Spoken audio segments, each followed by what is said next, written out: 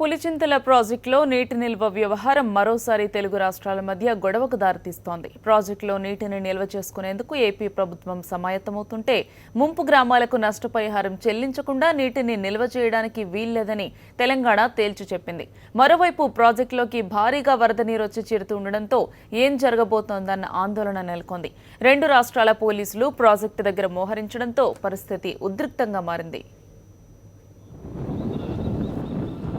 Krishna delta ఆయకట్టులోని 13 లక్షల ఎకరాలకు సాగునీరు అందించాలనే లక్ష్యంతో నిర్మించిన పులిచింతల ప్రాజెక్టు విషయంలో ఏపీ సర్కారు మొదటి నుంచి చిన్నచూపే చూస్తోంది.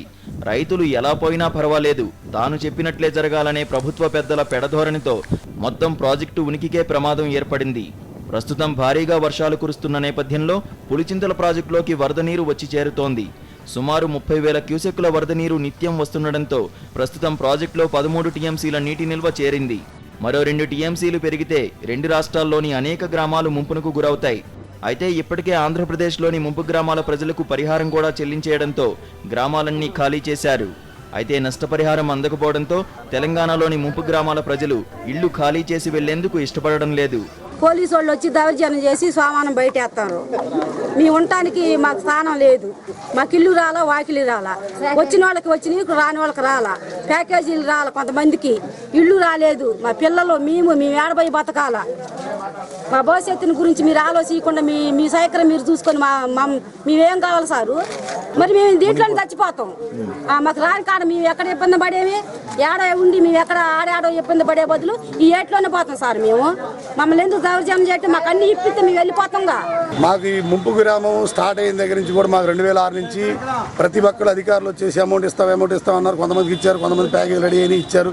పెండింగ్ ఉన్నాయి మాత్రం దగ్గర 2013 వరకు పెండింగ్లు ఉన్నాయి. పోయినసారి 2013-14లో ఫ్లడ్ వస్తే ఇక్కడ వచ్చి అధికారులు అంతా వచ్చి మీకు అమౌంట్ ఏమి ఉన్నాయి కంప్లీట్గా ఇస్తామని చెప్పేసి వెళ్ళారు. పోయే సంవత్సరం ఫ్లడ్ రాకపోతే ఒకటి తెలియదు. మమ్మల్ని అప్లికేషన్లు పెట్టాము. ఫ్లాట్ రావాల్సిన వాళ్ళు ఉన్నారు, ప్యాకేజీ రావాల్సిన వాళ్ళు ఉన్నారు. ఫ్లాట్ వచ్చి ప్యాకేజీ రావాల్సిన వాళ్ళు ఉన్నారు, ఫ్లాట్ ప్యాకేజీ రాని వాళ్ళు ఉన్నారు. కొన్ని ముంపులో ఇచ్చిన ఫ్లాట్లు ఉన్నాయి, వడ్డీకి ఇస్తామన్నారు. అవి ఇస్తామని కూడా ఇంతవరకు పైన లేఅవుట్ చేయలేదు. అయితే అటు తెలంగాణలోని ముంపు గ్రామాలకు సంబంధించిన నష్టపరిహారాన్ని ఆంధ్రప్రదేశ్ ప్రభుత్వం ఇచ్చేందుకు ముందుకు రావడం లేదు. నల్గొండ జిల్లా పరిధిలోని వెల్లటూరు, కృష్ణాపురంతో సహా మరో 4 గ్రామాలు ముంపునకు గురవబోతున్నాయి. వీటి తాలూకు మొత్తం 124 కోట్ల నష్టపరిహారాన్ని ఆంధ్రప్రదేశ్ ప్రభుత్వం తెలంగాణకు చెల్లించాల్సి ఉంది. ఈ మొత్తంలో 74 కోట్ల రూపాయలు నిర్వాసితులకు, మిగతా 50 కోట్లు ముంపునకు గురయ్యే ప్రాంతంలోని ఎత్తిపోతల పథకాలను మరో ప్రాంతానికి తరలించేందుకు అయ్యే ఖర్చని గతంలోనే తెలంగాణ ప్రభుత్వం చెప్పింది. అయితే ఆంధ్రప్రదేశ్ ప్రభుత్వం మాత్రం ఎత్తిపోతల పథకాలతో తనకు సంబంధం లేదని, కేవలం నిర్వాసితులకు మాత్రమే 74 కోట్లు ఇస్తామంటోంది. దీంతో వివాదం చెలరేగింది. ఇది గత 2 ఏళ్లుగా కొనసాగుతున్న ప్రాజెక్టులోకి నీరు రాకపోవడంతో ఎవరూ పెద్దగా పట్టించుకోలేదు. ఇప్పుడు వరద నీరు భారీగా వస్తుండటంతో ముంపు గ్రామాల్లోకి నీరు వచ్చి చేరుతోంది. దీంతో తెలంగాణ ప్రభుత్వం గవర్నర్కు ఫిర్యాదు చేసింది.